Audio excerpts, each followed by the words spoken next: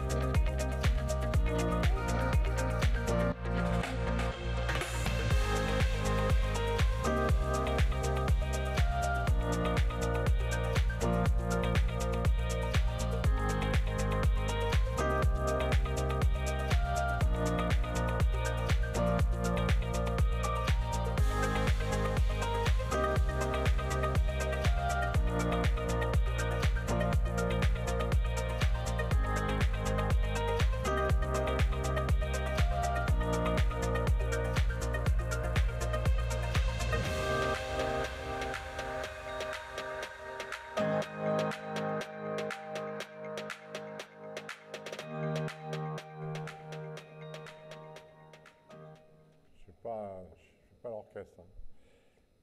Mes chers amis, bonsoir, merci de votre présence. Vous êtes plus de 800 ce soir à ces vœux et pour le conseil municipal des jeunes, pour moi bien sûr, c'est un immense bonheur d'abord de vous savoir là, que vous soyez aussi nombreux. Et je voudrais, avant de remercier les personnalités présentes, vous redemander de réapplaudir tous les jeunes du conservatoire qui sont venus avec leur petite chorale, avec les professeurs, avec les accordéonistes, nous donner ce petit quart d'heure de bonheur pour démarrer la soirée des vœux. Donc merci de tous les réapplaudir.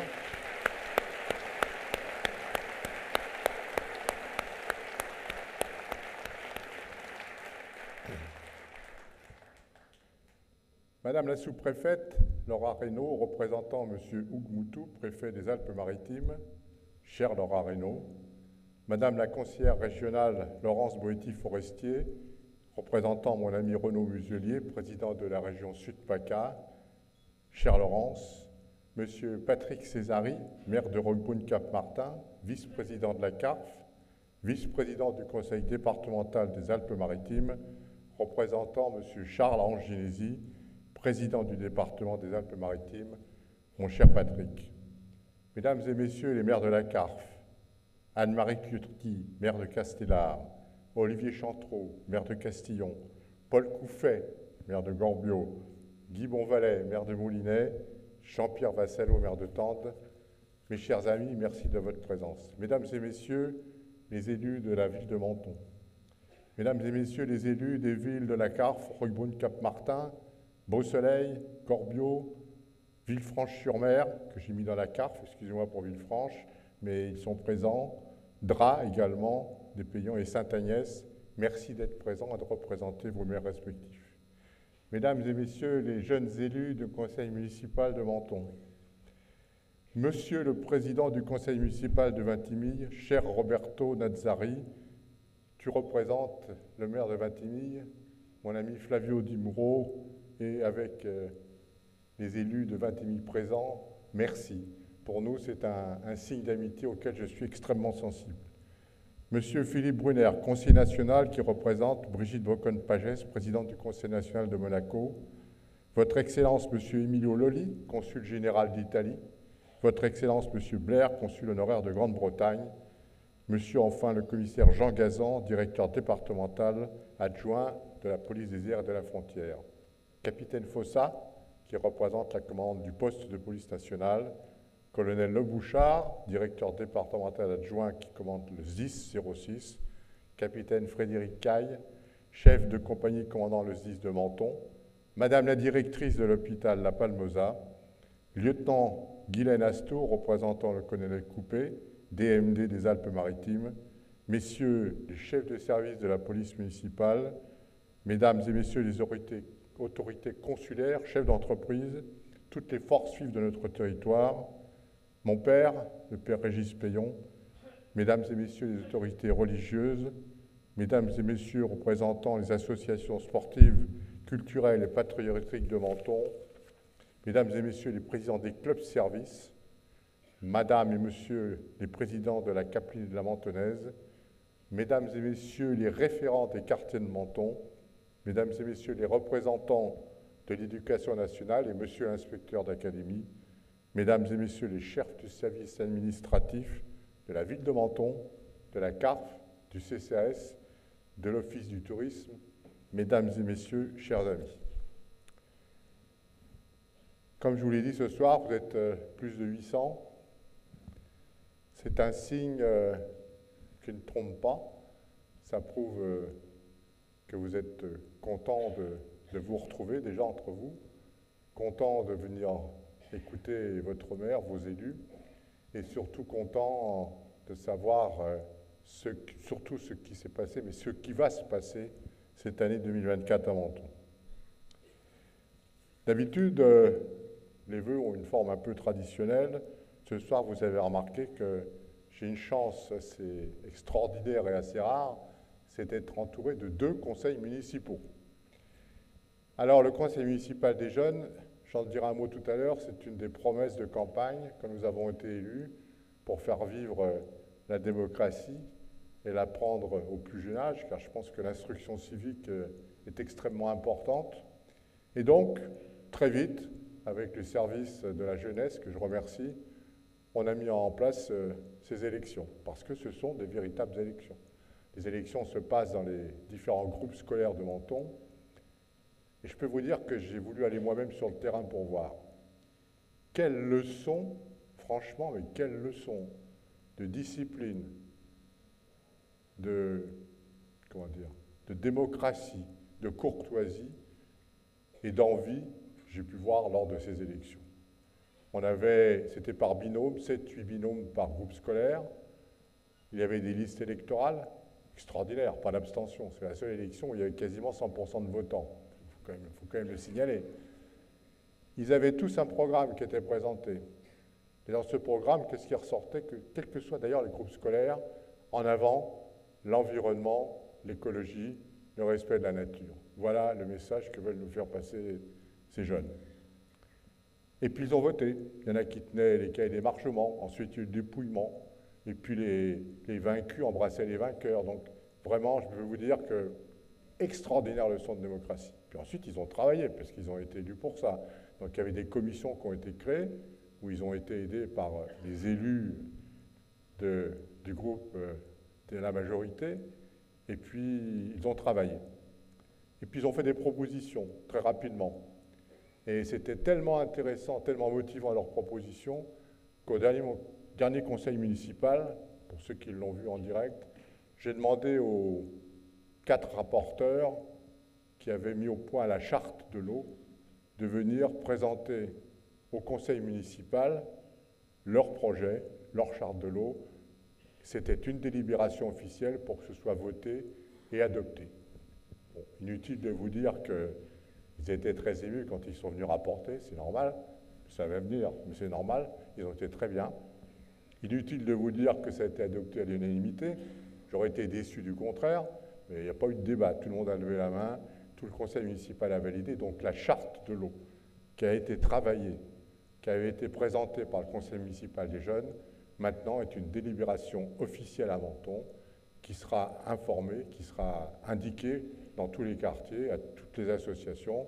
Donc, bravo, votre charte de l'eau, elle est officielle maintenant.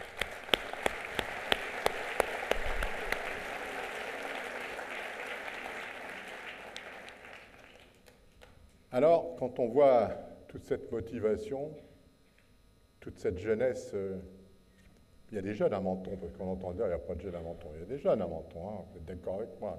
Quand on voit que toutes ces bonnes choses arrivent, je crois que nous sommes, vous, comme eux, comme moi, nous sommes les partisans de notre destinée. Au lieu simplement de faire ce que nous avons fait déjà depuis pas mal de temps, puisqu'on est le 12 janvier, nous souhaiter la bonne année, le bonheur, la santé. Est-ce qu'il ne serait pas plus important, en tout cas c'est ce que je vais vous dire ce soir, faites tout votre possible pour être heureux, en bonne santé, mais surtout, aidons-nous les uns les autres. Pour 2024, je voudrais ajouter, compte tenu du contexte international et national, à ce que je viens de vous dire, un message d'espoir. Surtout, ne cédons pas, ne cédez pas au découragement. On a beaucoup de raisons d'être découragés, elles sont nombreuses. D'ailleurs, quand on se rencontre dans la rue, quand on discute, vous me le dites, problèmes qui sont des problèmes de difficultés personnelles, économiques, des problèmes de logement, des problèmes de travail. Bien sûr, tout le monde a des difficultés, mais surtout, il ne faut pas que le découragement devienne la résignation. C'est un piège dangereux et quand on tombe dans la résignation, c'est souvent l'abandon et l'échec. Donc, il faut qu'on puisse faire face plutôt à ces épreuves. La réponse, elle est relativement simple. La volonté, la confiance et la motivation. C'est les trois qualités essentielles pour qu'on puisse arriver à vivre pleinement. Alors, c'est sûr que vous allez me dire, c'est facile de dire ça, mais trouver la motivation, c'est pas forcément facile tous les jours. C'est vrai, mais au lieu de dire c'est compliqué aujourd'hui, c'est plutôt de se dire comment allons-nous vivre demain. Il faut qu'on puisse se projeter un petit peu à l'avenir et imaginer un futur qui soit heureux, qui n'est pas forcément une garantie, mais en tout cas qui soit une possibilité qui va se concrétiser. En ce début d'année 2024, notre première urgence, c'est de lutter contre toutes ces raisons qui peuvent nous décourager. Il faut que nous trouvions ensemble la force, la volonté, je l'ai dit, et la détermination de travailler. Alors, je vais être le premier à parler, puisque c'est facile en effet de dire les choses. On va vous dire, mais, ok, c'est bien tout ça, mais... Alors, je vais vous faire une confidence. Être maire de Menton, c'est s'engager pleinement, sans exception, pour le bien-être de tous, sans chercher à savoir qui a voté pour qui, c'est pas le problème, pour tous les Mentonnais. Cela implique, c'est évident, c'est pas mon épouse qui dira le contraire, un investissement total et constant, une responsabilité importante qui nécessaire de l'énergie, je vous rassure, j'en ai, il n'y a aucun problème, du pragmatisme, j'en ai aussi, et puis il faut, avec l'équipe municipale, il faut qu'on ait une vision anticipatrice sur ce qui peut se produire et ce qu'on peut anticiper donc dans les années qui viennent. Mais très franchement, c'est pas facile, c'est vrai. Mais quand vous avez une bonne équipe, quand vous avez de bons fonctionnaires, mais c'est passionnant, vous ne pouvez pas savoir. Alors l'entrée dans cette nouvelle année, c'est un peu l'occasion de réfléchir d'abord à ce qui s'est passé en 2023 avant d'aborder les problèmes de 2024. 2023, ça a été une période riche en émotions, en initiatives, en transformations. Je pourrais même dire que c'est un peu le commencement d'une nouvelle période à Menton. On verra ensuite les projets qui vont se dérouler sur l'année 2024 et 2025. Et je parle à la fois avec réalisme, dans ce que vous avez pu d'ailleurs voir avec le film qui vous a été présenté, et d'enthousiasme. Cette détermination et les efforts pour rencontrer les défis rencontrés en 2023, je vous le dis franchement, ça n'a pas été un long fleuve tranquille. Comme nous l'avions promis, j'ai fait en sorte en premier que la démocratie locale soit plus forte à Menton. Conseil municipal des jeunes, on l'a installé, ils ont travaillé, ils sont présents à mes côtés ce soir. Création de commissions extra-municipales. Alors pourquoi des commissions extra-municipales s'il y a déjà des commissions municipales? Tout simplement parce que j'ai pensé après les élections qu'il y a un courant de pensée, le courant, disons, de la gauche et socialiste, qui n'était pas représenté au sein du conseil municipal. C'est les électeurs qu'on avait décidé. Donc j'ai pensé que ce serait bien qu'il y ait une commission extra-municipale qui comprendrait bien sûr des élus, qui comprendrait des représentants désignés par ces tendances. Donc j'ai pris contact avec les représentants de ces formations politiques leur demandant de désigner quelqu'un qui puisse siéger dans ces commissions. Et puis des représentants d'associations pour travailler ensemble. C'est une façon de se tourner vers la société civile. Ça permet qu'ils jaugent les projets qui sont en cours par le conseil municipal et surtout qu'ils fassent des propositions. Ensuite, on a retransmis en direct les conseils municipaux de Menton et les conseils communautaires de la CARF. C'était une demande qui avait été faite pendant la campagne par pas mal de gens en disant bon, on ne peut pas tous venir au conseil municipal et puis on aimerait quand même bien savoir ce qui s'y passe de temps en temps. Pour être honnête, le spectacle qui en est donné de temps en temps n'est pas forcément à la hauteur des espérances qu'on pouvait en avoir. Mais enfin, tout le monde sait, tous les élus, majorité opposition, savent que c'est retransmis en direct, donc ils doivent en tenir compte. Je voudrais remercier toute l'administration de Menton pour avoir mis en œuvre ces dossiers, ces nouveaux axes très rapidement. Ensuite, on a surmonté un certain nombre de difficultés, je l'ai dit, grâce à l'engagement et au professionnalisme exemplaire des équipes municipales et de tous les agents que je tiens à remercier. Je souhaite qu'en 2024, on puisse continuer à travailler tous ensemble avec deux qualités essentielles pour moi. Et je pèse mes mots, croyez-moi. La confiance et la loyauté. Nos fonctionnaires ont dû accepter eux-mêmes un certain nombre de changements, d'abord parce qu'ils ont été appelés à travailler avec de nouveaux élus, qu'ils ont dû faire face, comme nous, à l'affaire Messina et aux dérives absolument délirantes de la SPL. Alors en réponse au jugement, je dirais, incessant et souvent hâtif de ceux qui s'appellent des donneurs de leçons, je le dis ce soir devant vous, oui, j'ai enduré le fardeau de la trahison.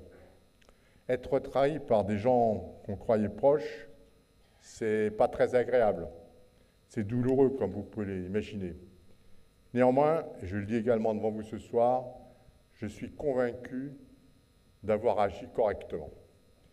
Dès le début, j'ai exposé les problèmes concernant cette affaire en faisant ce que je croyais être juste, c'est-à-dire de signaler dès l'origine tous les problèmes qui étaient liés à cette affaire. Aujourd'hui, c'est le rôle de la justice à en déterminer les responsabilités. Quelques mots également, avant qu'on passe au projet, sur quelques velléités internes de petits problèmes qu'ont pu rencontrer l'équipe municipale. Les obstacles, ce n'est pas les maires qui me contrediront. Ce sont des choses que nous voyons souvent lorsque nous perdons l'objectif de vue qui a été fixé. Certains, pas beaucoup, certains, 2 ou 3, se sont aveuglés et perdus. Pourtant, je suis le premier à dire qu'en politique, l'ambition, elle est logique. Il n'y a rien de répréhensible à être ambitieux lorsque les choses sont claires, que les débats restent mesurés, l'ambition, elle est légitime. Sauf quand elle devient une trahison. Je voudrais citer Raymond Barre qui disait, et je vous le redis devant vous, à Menton ce soir, il n'y a pas de fauteuil à prendre, il n'y a que du travail à faire. Celui pour lequel nous avons été élus par les Mentonnais, légitimement avec toute l'équipe. Car la légitimité d'un mandat, elle ne s'acquiert pas que le jour de l'élection, mais chaque jour du mandat. Donc sans ce lien de confiance entre l'électeur, c'est-à-dire entre vous, citoyens, et les élus, il n'y a pas d'action possible, pas de marge de manœuvre et pas de réalisation qui soit tangible. Je voudrais dire un petit mot amical à nos oppositions. Elles ont des lignes politiques très différentes, donc il y a 2 sortes d'oppositions au sein du conseil municipal de Menton. Elles sont diverses, lorsqu'elles ne sont pas dogmatiques. La critique, en politique comme ailleurs d'ailleurs, elle est salutaire. Il faut toujours qu'il y ait une opposition, à condition que ce ne soit pas stérile et systématique, mais qu'on arrive à ce que ce soit constructif. Donc à notre opposition en général, trop souvent, qui passe son temps à accumuler des rancœurs sur les réseaux sociaux, à multiplier des recours juridiques. Je vais être clair ce soir et dissiper tous les malentendus. J'ai déjà tendu la main et on peut tendre la main. Je le refais ce soir, je retends la main. Mais par contre, ce que je n'accepterai jamais, c'est qu'il y ait des attaques sur les élus, sur leur vie privée, quels que soient les groupes auxquels ils appartiennent. Ça, je ne pourrai jamais l'accepter. Pour le reste, la main est tendue. Ceux qui souhaiteront la prendre ou s'en rapprocher, je pense qu'ils l'entendent. En plus, il paraît que c'est en direct sur YouTube, donc pour ceux qui ne sont pas là, il suffira de regarder. Enfin, pour terminer, avant qu'on parle au projet, puisque c'est le plus important, il y a également, ça c'est le drame des réseaux sociaux, certains personnages, il m'arrive de lire souvent les réseaux sociaux parce qu'il faut être informé, et quand je lis certains propos quand même très tendancieux, alors qu'eux ne sont même pas élus, ils ont d'ailleurs certains pour toute leur vie rêvé de l'être, ils n'ont pas réussi. Je pense au mot de Jean Dutour qui disait « L'arme préférée des imbéciles, c'est la mauvaise foi ». Nous, ces obstacles, ils nous stimulent et on est encore plus déterminés avec l'équipe municipale, plus résolus à mener correctement tous les projets pour le bien des Mentonnais. Menton, on dit que c'est la plus belle ville de France, et personne ne nous dira le contraire. On a pris soin d'améliorer depuis 2 ans nos infrastructures déjà, le réseau routier, pour permettre des liaisons fréquentes et les améliorer entre l'Italie, Menton, les villes de la Carfe, Roquebrune, et bien évidemment nos amis de la Principauté de Monaco qui représentent le plus gros bassin d'emploi de la région, plus de 50 000 personnes, et chaque matin et chaque soir vont et reviennent 3 500 Mentonnais. Donc il est normal qu'on se préoccupe, et actuellement, ce n'est pas Patrick Césari qui me contredira, quand on doit prendre des décisions, quand on doit faire des travaux, eh bien on est obligé d'anticiper, de réfléchir, parce qu'on ne change pas facilement comme ça du jour au lendemain la circulation entre Menton, Roquebrune et Monaco. Cette année, à Menton, nous sommes en révision de notre plan local d'urbanisme, ce qu'on appelle le PLU. Et l'objectif qui a été donné par le maire est très clair. Contribuer à mieux protéger notre ville, protéger nos coteaux, les coteaux mentonnais, et améliorer nos jardins remarquables. Ceci dit, il faut quand même qu'on avance, même si on veut protéger. Pourquoi ? On a optimisé au maximum nos ressources, c'est pas fini, on continue. On a réduit des dépenses de fonctionnement, c'est pas fini, on continue. Et je sais que l'adjoint aux finances, Patrick Calvi, il est là, donc c'est pas lui qui me dira le contraire. Puis je peux vous dire que quand il y a quelque chose à dire, il ne se gêne pas. On va encore réduire, quand on commencera à travailler à partir de la semaine prochaine sur les différents budgets. Les directives qui ont été données aux chefs de service sont très claires, économie, économie, économie. Donc les impôts n'ont pas augmenté en 2023, je vous le confirme. D'ailleurs, il y a eu 2 pages de texte explicatifs sur la base, sur les taux, pour que dans certains cas, on comprenne bien que certaines augmentations ne sont pas dues à la ville uniquement, mais qu'il y a des calculs de taux qui font que dans certains cas, les choses bougent. Donc 2023, ça n'a pas bougé, et tout le travail, bien sûr, sera fait pour que ce soit la même chose en 2024. On a liquidé ce qu'on appelle les emprunts toxiques. On a augmenté assez largement notre capacité d'investissement, puisqu'actuellement, on a une délibération qui a été votée. Ah, je pensais que ça serait voté à l'unanimité, même pas, j'étais surpris, c'était simplement, on a un peu trop d'argent en investissement, on va le placer pendant quelques temps au lieu de le garder. Bon, bref, enfin ça a été fait, l'argent est placé, car il faut savoir que depuis 2014, on a perdu plus de 2,5 millions d'euros de dotation globale de la part du gouvernement. Que quand il y a des augmentations de points d'indice des fonctionnaires, bien sûr, on est les premiers à s'en réjouir pour nos fonctionnaires, personne ne dira le contraire, mais un point d'indice, ça veut dire que c'est une augmentation de salaire, une augmentation de charges, et que si elle n'est pas prévue à la base et anticipée dans un budget, ben, ça pose des problèmes. En 2023, on a planifié beaucoup de changements, démarré des travaux, et là, vous avez pu le voir dans le film. J'en dirai quelques mots de certains. C'est toute la requalification du quai Bonaparte, avec le nouveau giratoire. Merci au département d'être intervenu mon cher Patrick, et on a eu l'occasion sur place de se voir. Merci au département d'être intervenu, puisque c'est le département qui a pris en charge une grande partie des travaux, avec une célérité, une qualité de travail importante, puisqu'on s'est cadré pour pouvoir faire la même chose quand on travaillera sur le quai Bonaparte. Et a priori, j'entends pas de critique, tout le monde me dit c'est beaucoup plus fluide, ça marche, ça facilite la circulation dans un sens comme dans l'autre. Ensuite, on va requalifier, on est en cours d'ailleurs, ce qu'on appelle la promenade de la mer, c'est la prolongation de l'esplanade des Sablettes jusqu'au stade Rondelli.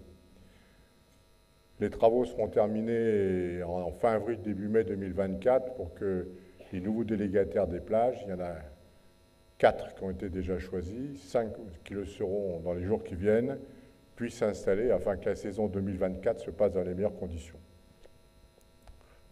Ensuite, vous aurez l'inauguration de la nouvelle gare SNCF avec son parking de 500 places.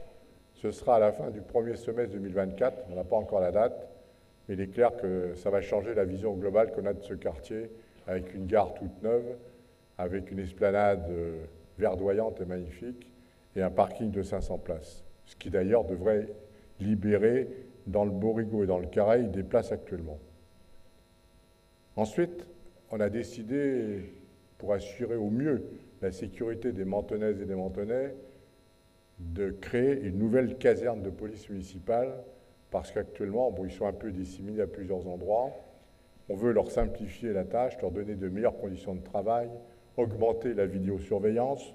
Donc cette caserne, elle sera située à l'ancienne caserne des pompiers Fortif, vous avez pu en voir des images, et elle devrait être terminée pour la fin 2024. On a relancé la vie des quartiers, et j'ai été agréablement surpris lors des 4 premières réunions de quartier de la fréquentation des gens, des Mentonnais, qui venaient poser des questions, et on retrouvait bien souvent les mêmes sujets, mais bon, ce qui est important, c'est qu'il y ait un dialogue. Ensuite, là je crois que c'est moi qui fais des bêtises, ensuite, on va devoir attaquer quand la gare sera terminée avec le parking, puisqu'avant c'était difficile de travailler tant que le parking n'était pas fini, un nouveau centre de coworking, là où se trouve l'hôtel Terminus, pour ceux qui connaissent Menton. Il sera tourné vers les métiers de santé pour faire face au défi du désert médical. Sujet important que l'on vit ensemble avec Patrick, puisque l'on est tous les deux, je préside, il est à mes côtés, le conseil de surveillance de l'hôtel de la Palmeza, qui d'ailleurs met actuellement en place une maison de santé dont les travaux en dur vont commencer prochainement, et on va faire un partenariat, je dirais, de telle manière qu'on puisse, sur le bassin de vie, Menton, Roquebrune et la Carfe, avoir une offre relativement importante. L'objectif, c'est que ces travaux soient terminés pour la fin du premier semestre 2025. Ensuite, il y aura la finition du nouvel hôtel 5 étoiles. Dieu sait qu'on en a entendu, Dieu sait qu'on en a parlé. Je sais que le promoteur Alain Paget est dans la salle, puisqu'il a eu la gentillesse de venir et on s'est salué quand il est arrivé. Merci Alain. On a fait une conférence de presse récemment avec Alain Paget, la presse, ses nouveaux partenaires qui vont revenir et qui sont des grands spécialistes de l'événementiel, de telle manière à ce que, une fois que quelques détails techniques auront été réglés, l'hôtel soit terminé pour la fin 2024, ce qui préparera une ouverture pour avril ou mai 2025, mais ça, on traitera ça ensemble. Mais l'objectif, c'est que cet hôtel soit en place. Je vous rappelle que c'est la création d'une centaine d'emplois. Toujours face à la gare, vous aurez, pour encore ceux qui connaissent Menton, un ancien hôtel qui s'appelait le Chouchou, il faut quand même le faire, hein, c'est un nom extraordinaire. Et bien, ce Chouchou il va être transformé en lieu d'accueil pour lutter contre un fléau qui malheureusement est de plus en plus important, c'est les violences intrafamiliales. Il sera prêt pour mai 2025, et là c'est pareil, c'est un travail d'équipe. Je sais que les CCAS de Roquebrune, de Menton se sont emparés particulièrement de ce sujet. Il y a des problèmes à régler, et on les réglera de façon communautaire ensemble, de manière à pouvoir offrir des solutions. Ensuite, il y a une résidence intergénérationnelle qui s'appelle la Cité des Oliviers, réalisée par Côte d'Azur Habitat, qui est en cours et qui sera dans le bas du Borigo, et qui permettra d'améliorer la vie de beaucoup de personnes, qui permettra surtout de pouvoir accueillir des jeunes actifs. Il y aura une crèche et il y aura également des résidences pour seniors. Les travaux de démolition sont terminés pour les anciens bâtiments et je crois que dans 18 mois, la résidence des Oliviers sera opérationnelle. Après, vous aurez le complexe touristique de la Tournerie, dont on a parlé depuis longtemps. Ça y est, c'est enfin reparti, tous les associés sont mis d'accord. Donc le permis de construire est déposé, et là on verra naître des logements dans le bas du Borigo, on verra une résidence-service sur le plateau, un hôtel 4 étoiles et un EHPAD, et là encore, c'est une centaine d'emplois qui seront créés. Ça, c'est, vous voyez, les grands projets qui sont en cours, dont certains vont sortir durant l'année 2024, d'autres en 2025, mais ce type de projet, ça s'étale sur 12 mois, 18 mois, 2 ans. On est donc obligé soit de les poursuivre, soit de les modifier, en tout cas d'en parler aujourd'hui. Et puis, il y a un sujet qui est plus, comment dire, technique et politique, mais qui nous intéresse tous. C'est la création du groupement européen de coopération transfrontalière de proximité. Et là, je parle devant nos amis italiens de Vintimille. Je sais que c'est un sujet qui nous passionne. Pour faire vite, le traité du Quirinal qui existe entre l'Italie et la France permet aujourd'hui d'avancer plus rapidement à créer entre les régions et en tout cas les territoires de proximité de la frontière des accords de coopération pour faciliter la vie à tous les transfrontaliers. Ce projet est bien avancé. Tous les maires de la CARF, bien entendu, l'ont validé et on part de Menton jusqu'à Tende en longeant bien sûr la frontière, mais en incluant toutes les communes de la CARF. Et dans le bas, nous avons la Ligurie qui part de Vintimille, enfin quelques petites communes avant, mais elles dépendent de Vintimille, jusqu'à Imperia. Ensuite, on remonte le long de la frontière et après, on va, après Tende, jusqu'à Cuneo, en passant par Limone, mon cher Jean-Pierre. Et donc, on a déjà eu 3 réunions. Une réunion en Italie très importante, où étaient présents les ministres des Affaires étrangères français et italiens. Bon, nous, ça a changé. Maintenant, c'est plus une femme, c'est un homme qui se trouve ministre des Affaires étrangères. Mais bon, politique suit. Et donc, on a bien avancé. On est aidé par la mission de la MOT pour avancer sur les plans techniques et juridiques. Il y a encore eu une réunion qui a eu lieu récemment. Je sais qu'également, il y a des rapprochements, nous, les groupements européens de proximité, j'insiste bien là-dessus. Il y a également des rapprochements, cette fois plus importants, au niveau des provinces, qui sont en cours entre la province d'Imperia, la province de Cuneo et la métropole de Nice. Donc, l'objectif, c'est d'articuler ensemble, ce qui est le cas. On discute, il n'y a pas de problème, il n'y a pas de regret, il n'y a pas d'envie. Personne n'a peur de se faire absorber par l'un ou par l'autre. C'est 2 choses différentes, mais qui sont complémentaires. Et j'espère très vite, fin 2024, début 2025, que GECT sera en place.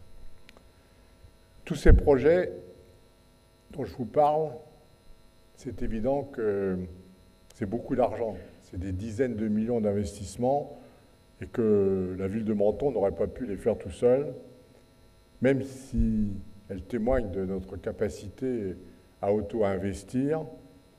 Il faut qu'on ait le soutien de partenaires. Et ce soutien, il est indispensable. Alors bien sûr, il y a la CARF, c'est important, mais je ne vais pas me féliciter moi-même, ça ne serait pas sérieux. Il y a le conseil départemental des Alpes-Maritimes et son président Charles-Ange Ginesi. Chaque fois que nous avons eu besoin du département, chaque fois le département a répondu présent. Je tiens à le dire ce soir devant vous. Charles-Ange le sait, Patrick, tu le sais, on en parle. Et chaque fois qu'on a pu, au niveau de nos communes ou de la CARF, je dirais non pas renvoyer l'ascenseur, mais soutenir le département. Nous l'avons fait par des motions au sein de nos différentes assemblées. La région, bien sûr, Charles-Laurence, la région Sud et son président, mon ami Renaud Muselier, la région avec laquelle nous avons, comme avec le département, passé des pactes financiers, des accords financiers qui nous permettent, pour les différentes communes de la CARF, pour nos territoires, d'avoir des subventions, soit sur des projets bien spécifiques engagés, soit sur des dossiers sur lesquels on doit discuter avec eux pour pouvoir les entreprendre. Mais le département, c'est vrai, c'est bien, la région, c'est bien, mais Madame la sous-préfète, rien ne se fait sans l'accord de l'État, c'est bien connu. Alors et l'État nous subventionne, soyons honnêtes, nous obtenons des subventions de l'État. Alors on se plaint qu'on n'en a pas assez, c'est vrai, il nous en manque, je vous le redis, on n'en a pas assez, si on peut en avoir d'autres, elles seront les bienvenues. Mais avec le nouveau préfet, M. Motou, on a eu l'occasion de discuter avec Mme la sous-préfète. Il y a des sujets sur lesquels on sera plus tenace que d'autres, j'en parlerai dans 2 minutes. Mais chaque fois qu'on a eu besoin de subventions et que ça rentrait dans les clous, parce qu'il faut que ça rentre dans les clous, d'ailleurs comme dans le département et la région, l'État a répondu présent. Et je voudrais en profiter également pour remercier entre autres tous les services de la DDTM. Merci de leur transmettre mes remerciements, puisque sur de nombreux dossiers, on peut dialoguer, même si des fois on est en désaccord. L'objectif, c'est de trouver une solution à la fois qui respecte les lois, ce qui est normal, et qui tienne compte des spécificités de chacune de nos communes. Donc ce soir, je tenais à vous remercier tous, parce que c'est pareil pour les autres communes, mais sans ce partenariat étroit entre les différentes collectivités, avec le soutien de l'État, on ne pourrait pas avancer. Tout le monde sait que c'est aujourd'hui très difficile de trouver des financements, donc c'est très important. Alors, pour 2024, j'ai décidé d'impulser 3 dynamiques. La sécurité en premier, la santé et l'environnement. Pour notre sécurité, dans le contexte européen qui est celui qu'on connaît, je rappelle quand même si tout le monde le sait, que Menton est une ville frontière, qu'on a des arrivées, alors en ce moment c'est un peu calme, mais des arrivées massives à certaines périodes de migrants, nous avons décidé de renforcer de façon très importante la vidéoprotection. Je voudrais quand même dire que 2 fois, le ministre, qui est toujours le ministre de l'Intérieur, Gérald Darmanin, s'est déplacé à Menton avec le préfet. Ils sont venus sur place pour voir toutes les forces de sécurité, de police, de gendarmerie, militaires qui font un travail extraordinaire, qui contrôlent les frontières, mais qui malheureusement ne peuvent pas régler tous les problèmes, puisque ce problème, tout le monde le sait, on ne va pas faire de la politique internationale aujourd'hui, mais ça reste avant tout un problème d'État et un problème européen. Mais en tout cas, il est parfaitement conscient, je dirais, des difficultés qui se posent. Et on en reparlera un peu plus loin. Il a fait des promesses et on ne va pas le lâcher. Avec l'aide de la région, je me retourne vers Laurence, la ville de Menton a été retenue ville pilote pour des bornes d'appel d'urgence avec des caméras intégrées. J'ai eu l'occasion de voir des reportages récemment à la télévision, une nouvelle génération pour préserver nos commerces. Je parle des petits commerces. Il y en aura également d'installer devant le lycée Pierre et Marie Curie, ceci afin d'augmenter la tranquillité de tous. La ville, elle, va se doter de nouveaux équipements, de caméras parlantes. Vous avez vu aussi des reportages à la télévision, et ces caméras permettent de dialoguer avec les gens qui créent des incivilités. Le policier, enfin le fonctionnaire ou la fonctionnaire, en direct dans sa salle de vidéosurveillance, aperçoit la personne qui est en train de faire une incivilité et peut transmettre des directives que la personne qui est à côté va entendre. Et croyez-moi, en général, les gens remontent vite dans la voiture et s'en vont, ils ne restent pas, ou en tout cas font attention. Et ça, 24 heures sur 24, il y aura donc maintenant 15 postes de vidéosurveillance, 15 écrans de vidéosurveillance qui seront installés. Nous renforcerons les îlotages.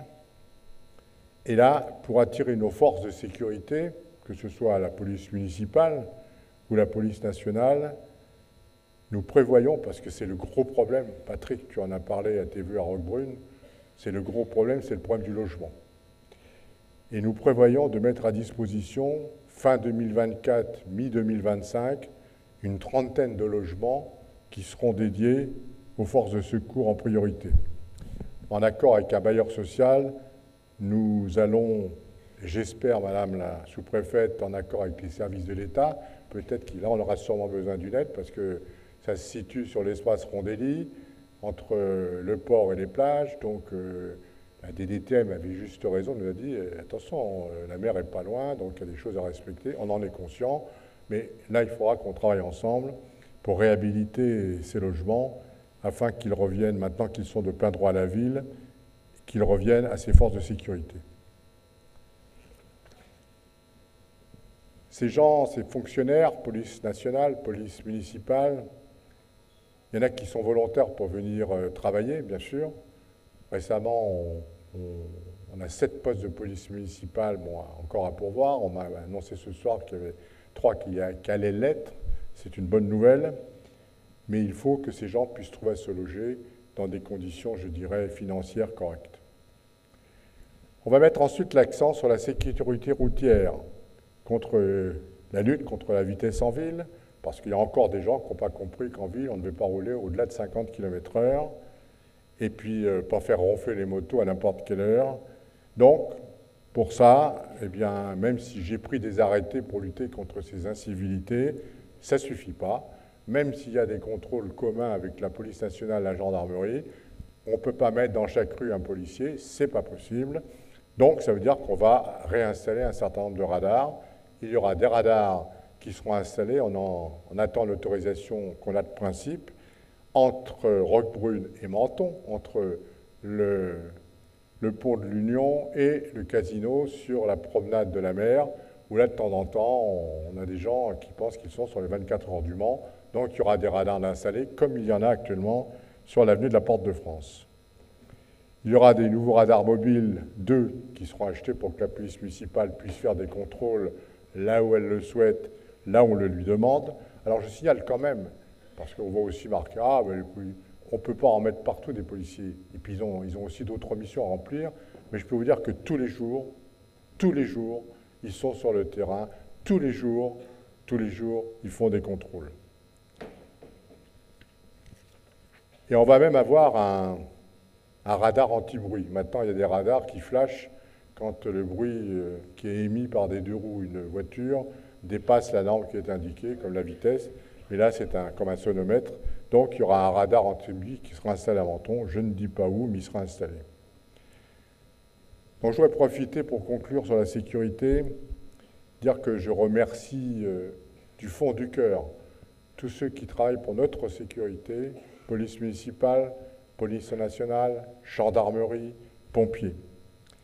C'est la raison pour laquelle, j'en ai fait état il y a quelques instants, j'ai très récemment écrit au ministre de l'Intérieur une lettre commune avec les maires de Roquebrune, Cap-Martin et de Beausoleil pour obtenir un grand nombre de renforts pour notre police nationale et notre commissariat de circonscription qui manque cruellement d'effectifs et de commissaires. Et je le redis ce soir, il n'est pas normal qu'une ville frontière comme Menton, une circonscription qui comprend Roquebrune et Beausoleil, on puisse avoir 10, 15 ou 18 effectifs en moins et pas de commissaire depuis 6 mois.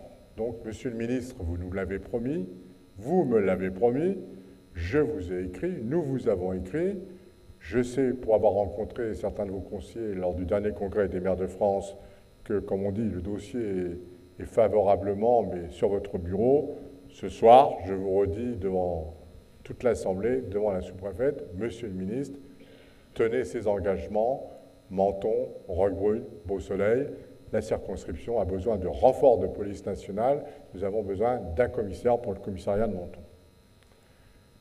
Sur le plan de la santé maintenant, on a dit qu'on allait innover avec le coworking médical, avec le lien pour accueillir les personnes victimes de violences.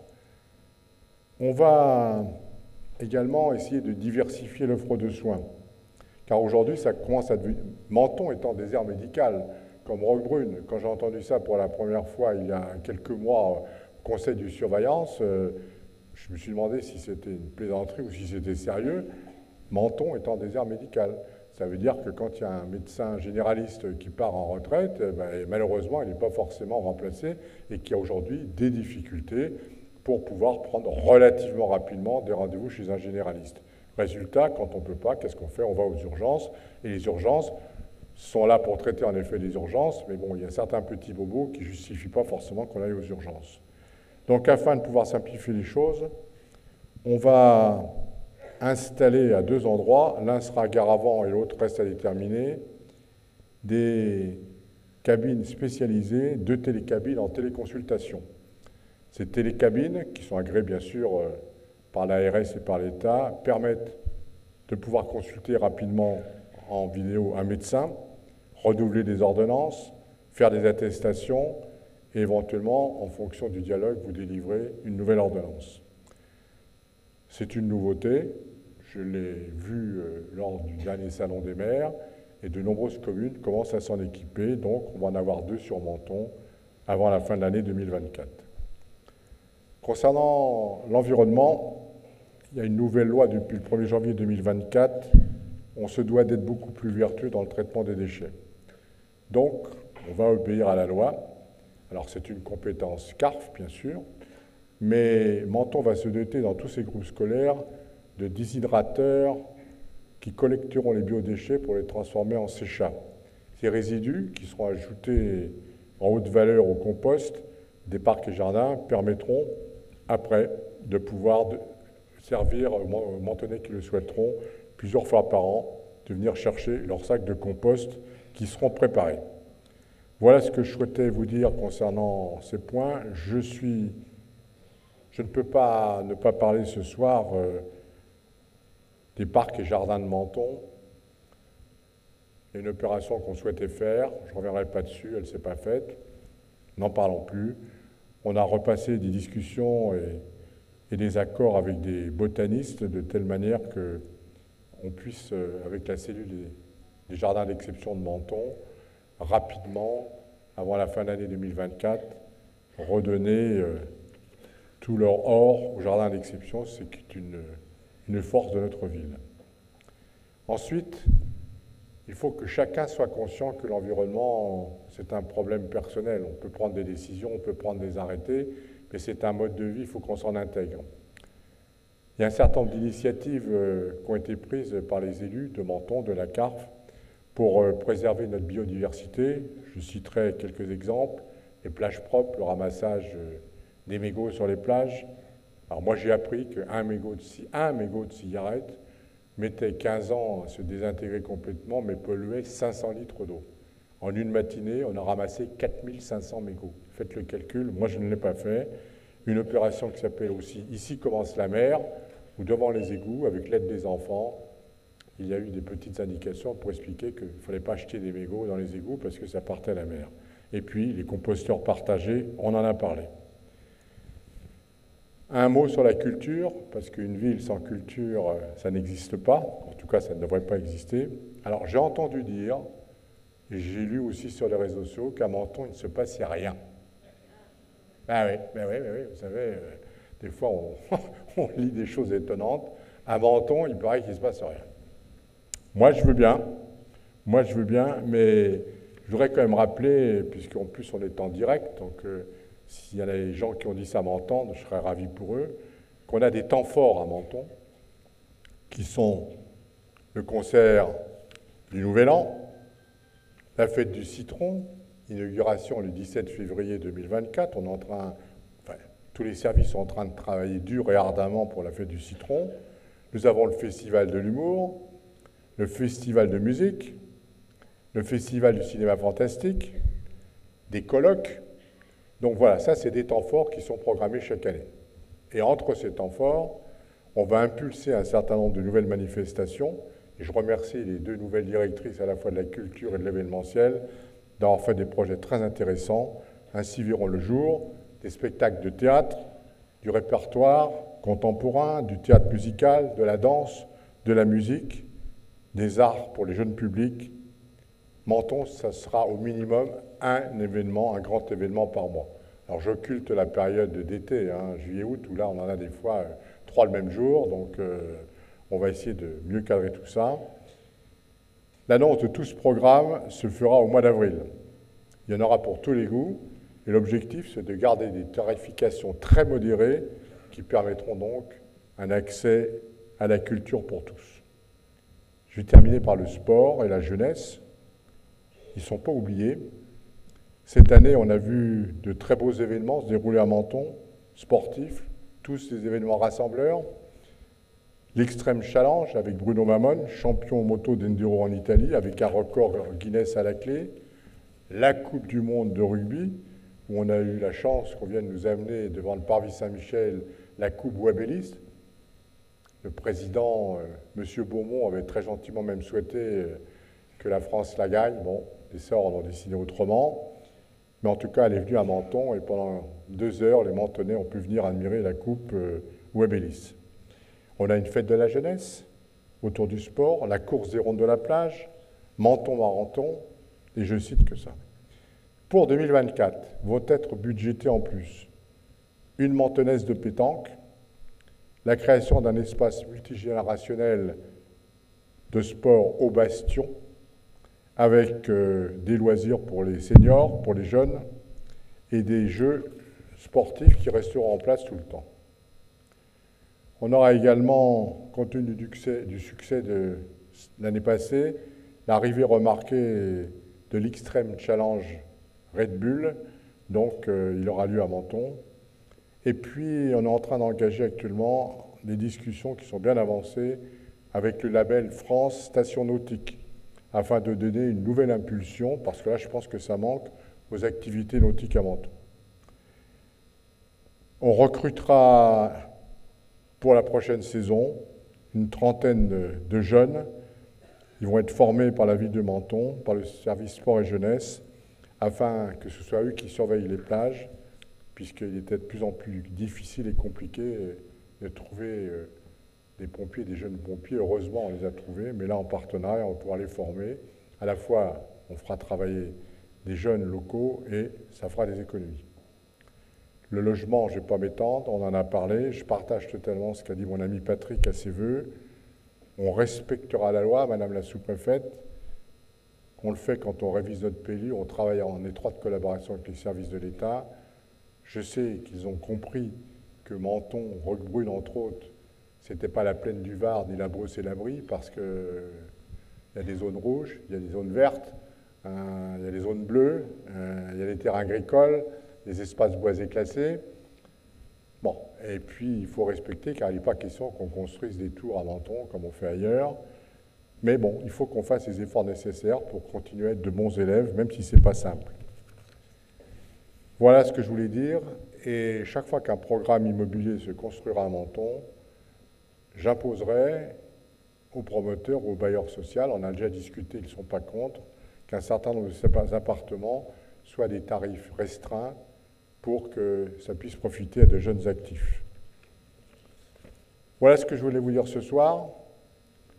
Une citation pour finir, elle est de Richelieu qui disait « La politique, c'est de rendre possible ce qui est nécessaire ». Alors, c'est les directives que j'ai données au conseil municipal. Je peux vous dire que tous les élus, adjoints, conseillers municipaux délégués, élus, sont sur le terrain, dans les commissions, tout le monde travaille. Ma porte est grande ouverte pour qu'ensemble on puisse discuter des décisions et faire avancer les choses.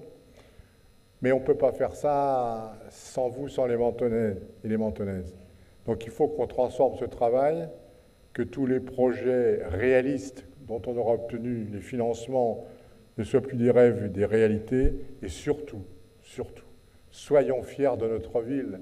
On a une chance inespérée d'être à Menton, de vivre à Menton, de faire partie de la Riviera française. Quand j'entends des gens dire « Ah, Menton, c'est pas beau, c'est sale, il y a ci, il y a ça », j'allais dire, je suis prêt à leur payer un ticket d'avion ou de train pour qu'ils aillent vivre dans certains endroits que je n'aimerais pas, ce ne serait pas courtois de ma part, mais on a une chance inespérée. On a une ville magnifique, alors bien sûr, il y a des choses à faire, bien sûr, on peut toujours mieux faire et on va mieux faire. Mais soyons fiers de notre ville, parce que ce qui fait un peu de peine, c'est d'entendre des gens vous dire, vous habitez des endroits merveilleux, c'est fantastique, ils vous disent, ah ben nous on est norvégiens, on est allemands, on est anglais, on habite Singapour. Je comprends qu'ils vous disent ça, mais nous on a la chance d'y habiter. Voilà ce que je voulais vous dire ce soir. Alors, j'en ai terminé. Je vais pas regarder ma montre. J'étais un peu long peut-être. Bon, j'ai terminé. Mon vœu pour Menton, c'est une citation de quelqu'un pour lequel j'avais beaucoup d'admiration, et je pense que je n'étais pas le seul, qui s'appelait Philippe Seguin. Tout est permis à ceux qui savent tenir le cap dans les moments difficiles, à ceux qui refusent de baisser les bras, à ceux qui récusent les compromissions et qui les laissent à leurs adversaires. Oui, nous le savons, tout est possible pour ceux qui gardent au fond d'eux-mêmes l'esprit de résistance. Ce n'est pas moi qui l'ai écrit, c'est Philippe Seguin, mais je le partage à 100%. Chers amis, mesdames et messieurs, le conseil municipal des jeunes, mon épouse qui est présente, nous vous souhaitons une merveilleuse année 2024, qu'on essaye de mettre ensemble tout ce que je viens de dire, et puis quand on fera les vœux 2024, vous pourrez voir si c'est vrai. Donc, quand même des engagements qui ont été pris, puis en plus c'est enregistré, donc je suis prudent, mais je peux vous dire que c'est vrai. Donc maintenant, après vous avoir tous ces bons vœux, je vais vous proposer qu'on se retrouve juste en face, de l'autre côté, pour boire ensemble le verre de l'amitié. Merci.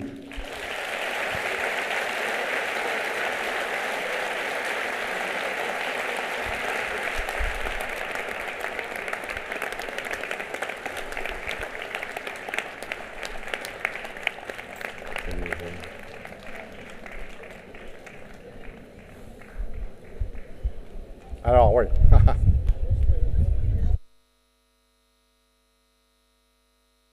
Chaque fois, je fais la même erreur. D'abord, d'accueillir la Mentonnaise et la Capeline, bon, c'est un honneur.